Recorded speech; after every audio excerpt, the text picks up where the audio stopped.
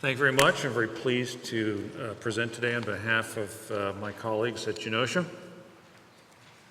Genocea is a biotech company based on a platform licensed from Harvard Medical School and Berkeley, UC Berkeley. We're located in Cambridge, Massachusetts. There are 35 employees, over half of whom have advanced degrees. We've obtained funding both from venture capital to the tune of over $60 million and an additional $6 million from grant funding from the agencies that you see listed here. We have a management team that's made up of individuals with a broad range of experience, and we have the capabilities to develop vaccines from discovery through clinical trials. Well, vaccines obviously play a major role in the area of public health. They've been one of the most successful approaches to managing infectious diseases. And the critical step in the development of any vaccine is the identification of the correct antigen or antigens to be included in that vaccine. Sometimes this has been very straightforward and the result of a serendipitous clinical observation, but for many diseases, finding the right antigen has been difficult.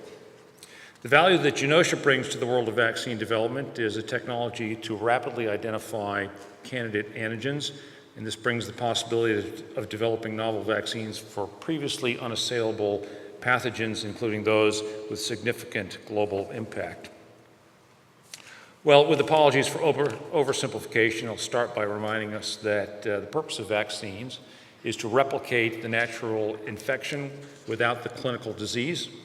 Vaccines basically train the immune system, specifically the adaptive immune system, to recognize the presence of a pathogen and then limit the extent of its disease, preventing it altogether, or for potentially therapeutic vaccines, reducing the severity of an infection. Within the adaptive immune system, there are obviously two major branches. I just want to point out two key differences which will play a role in the rest of my discussion. The first is that the humoral immune system is very good for dealing with external pathogens, while the cellular immune system tends to be invoked for internal pathogens or intracellular pathogens. The second notable difference is that there's far more complexity to invoking the cellular system. Specifically, the peptides that are recognized by the effector T cells has been processed initially by an antigen-presenting cell, and consequently knowing what the antigen is and using that information to create an effective vaccine has been far more complex than in identifying B-cell antigens. And finally, for some infections, both arms of the immune system are required for maximal control. Well, the list of organisms for which we have effective vaccines has been growing considerably over the past 2 decades.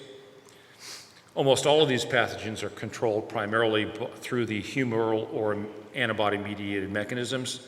We lack vaccines, however, for many pathogens with worldwide significance. Most of these pathogens are intracellular, for which the targets of effective immune control just aren't known. Genocea has a technology that's broadly applicable to the development of T and B cell vaccines, and we have ongoing programs in the 4 pathogens that are highlighted in red, including chlamydia, herpes simplex virus, malaria, and pneumococcus. The last 2 programs have been partnered with external organizations. So let me address specifically the 3 difficulties that exist in developing T-cell vaccines, and later on we'll come back to these to show you what the Genocea solutions are. Instead of a few major surface proteins or structures, one needs to consider that any of the proteins manufactured by a pathogen can be processed into an immunologically relevant peptide that becomes the target of an effective immune system. There may be hundreds or thousands of possible peptides with any of the given proteins that become the stimulus for T-cell immunity. So how do we distinguish among all of these? The second problem is that the immunology is fairly complex with T-cell pathogens.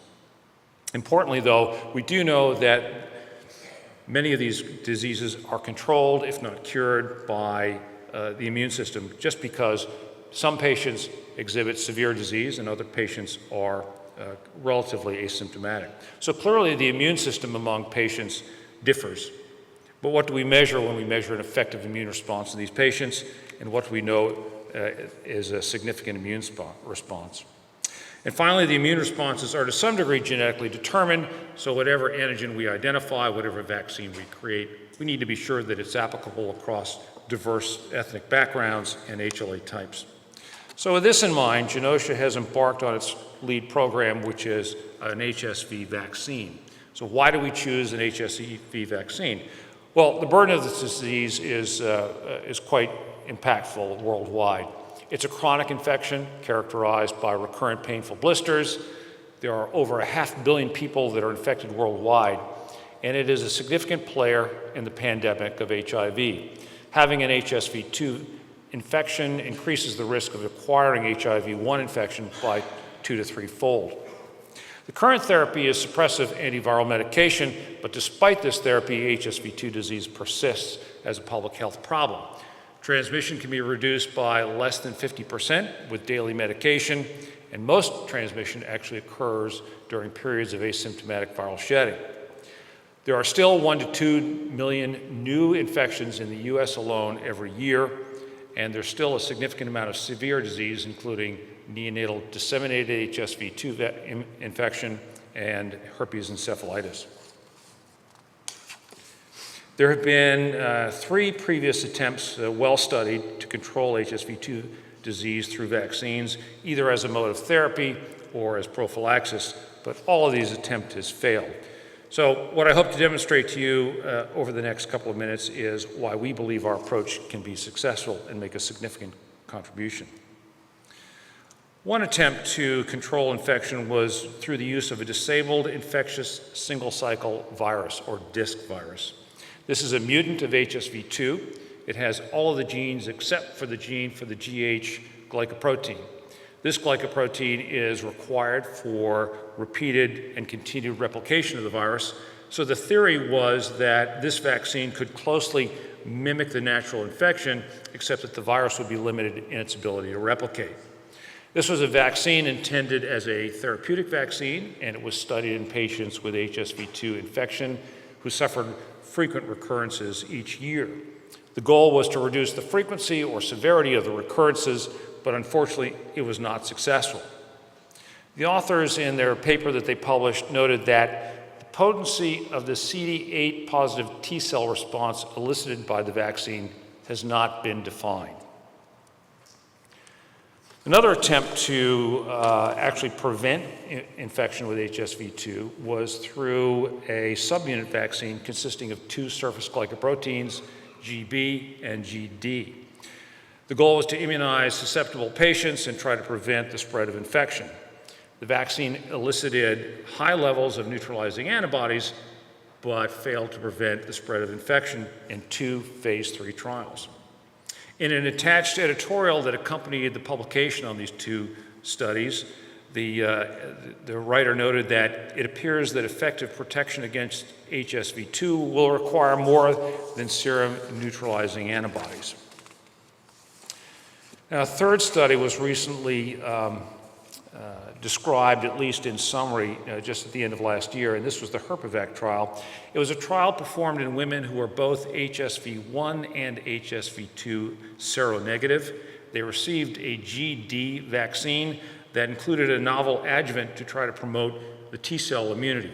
The adjuvant, however, while it promotes CD4 cell responses, is a relatively weak invoker of the CD8 response. There was an editorial in Science in October of last year, and in that editorial they quoted one of the lead investigators, Larry Corey, who said, "Antibodies alone are not the answer. Next generation vaccines should also dispatch killer cells to clear cells that HSV2 manages to infect." All right, so why do we think that T cell immunity is so important to the control of HSV2 infection? Well, we've known for a long time that HSV2 disease is more severe in patients who have T cell immune deficiencies. We also know that prior infection with HSV1 makes subsequent HSV2 infection more likely to be asymptomatic. Clearance of the virus corresponds to the influx of CD8 positive cells. There was a study done of serial biopsies of genital herpes lesions, and those lesions characteristically go through an evolution. They start with blisters, evolve to ulcers, and then crust over at the same time that viral shedding stops. And what the investigators noted was that CD4 cells infiltrated the lesions early on in their evolution, but it wasn't until the appearance of CD8 cells that viral shedding actually ceased. We also know through many clinical trials that antibody alone does not correlate with immunity. So if T-cell immunity is important to the control of HSV2, what part of the virus will be targeted in an effective vaccine? And this is where the story of Genocea comes in. I'm going to review again the three of the important challenges and tell you a little bit about the Genocea solution. I mentioned that there is a large number of potential antigens for the T-cell response. Genocea has a unique and patented high-throughput screening engine that allows screening of the entire proteome, in other words, covering all of the potential thousands of peptides that would be important for a T-cell response. For the complex immunology of the T-cell challenge, we understand the correlates of protection by profiling the T-cells from patients with apparent protection, and I'll go through that with HSV2 as an example in just a minute. Finally, we want to be sure that T-cell antigen recognition, which we know varies genetically, is covered by screening patients from a wide variety of backgrounds with a variety of HLA types. What we're actually doing is following a path that's been central to many discoveries in the history of vaccine development. For instance, smallpox, it was noticed that patients with cowpox infections were protected. We also know from the work back in the 1920s by Fothergill and Wright that people who survived Haemophilus influenza type B infection developed antibody against capsular polysaccharide and actually had serum bactericidal activity. It's interesting that yesterday during one of the sessions it was brought up that serum bactericidal activity could become a surrogate marker for vaccine efficacy. So we asked the question for HSV2, what do patients who are apparently protected or have minimal disease have that others do not? We know that among patients who are seronegative, up to 20% actually have T-cell responses to HSV2 antigens. These have been termed immune seronegative patients by investigators at the University of Washington. We also know that there are patients out there who are at high risk for exposure and repeated exposure and yet remain asymptomatic despite becoming seropositive. Basically, what we're able to do is look at effectively screening thousands of peptides through a series of steps that starts with thousands of potential peptides and through looking at the human immune response, high throughput screening, and then adding an additional set of criteria, coming up with a handful of antigens that can be tested in vitro animal models of the disease. And I'll go through each of these steps very briefly. We start by obtaining blood samples from patients who attend sexually transmitted disease clinics. These patients are then categorized according to their phenotype for clinical disease. There are patients who are frequent recurrers or have moderate recurrence of disease, and we call these patients relatively unprotected. There's also a group of patients who are seropositive but asymptomatic, and then patients who are exposed but seronegative, the so-called seroimmune patients. We isolate peripheral blood mononucleocytes from these patients from getting serial blood samples and use those in the next step of screening.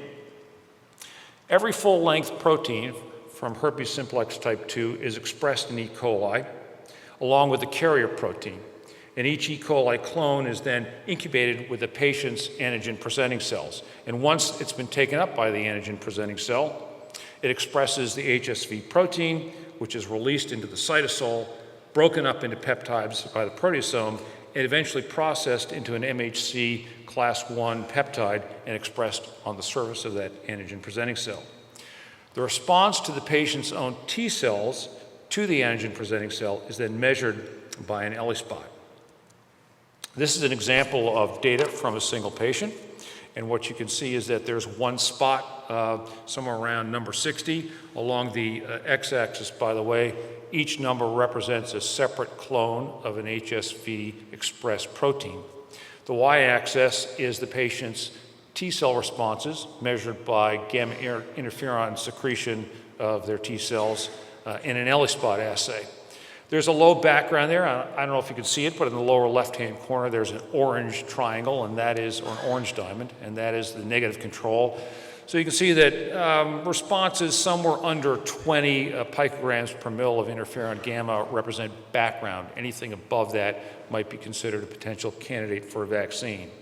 We then take those candidates and put them through another series of screening tests, looking for significant differences between those patients who are protected versus those that are unprotected. We look for conservation across HLA types. We look for freedom to operate. We look for homology to human proteins to avoid any self-recognition. And then we check that we're able to produce these antigens recombinantly. Finally, we come down to a handful of potential antigens that can be tested in animal models of infection. We have a candidate vaccine now. It's called Gen003. It consists of 2 novel antigens plus an adjuvant that we add to direct the immune response down the T cell route. This vaccine has been tested in several animal models. We know that we get broad T cell responses in mice. It elicits both CD4 and CD8 T cell responses. We know that these cells can secrete interferon gamma. We know that these cells can also lyse target cells that are expressing viral antigens. We also, though, get a balanced antibody response in the mouse. Both Th1 and Th2 IgG subclasses are developed, and we know that this vaccine also promotes virus neutralization activity. We have a preclinical model of established HSV2 infection. This is a very standard model using the guinea pig. All antivirals have been tested for HSV2 activity in this model. And we know that we're able to reduce the severity of disease as well as the viral shedding that occurs in previously infected guinea pigs. So in summary, we've used our Genocea technology to develop novel vaccines for unmet medical needs. We have multiple programs going on for these vaccines. It's a very efficient process. In 2 years, we have established and conducted screening in 4 different programs. We are now poised to prepare our candidate HSV2 vaccine for clinical testing. Keep in mind that this is also a broad-based technology. It's applicable across all major classes of pathogens, including bacterial, viral, and parasitic disease. And it has the potential for application for cancer and autoimmune diseases as well. And I'll stop at that, willing to take questions if there are any from the audience. Yes, there's one up front. Give a mic. Thank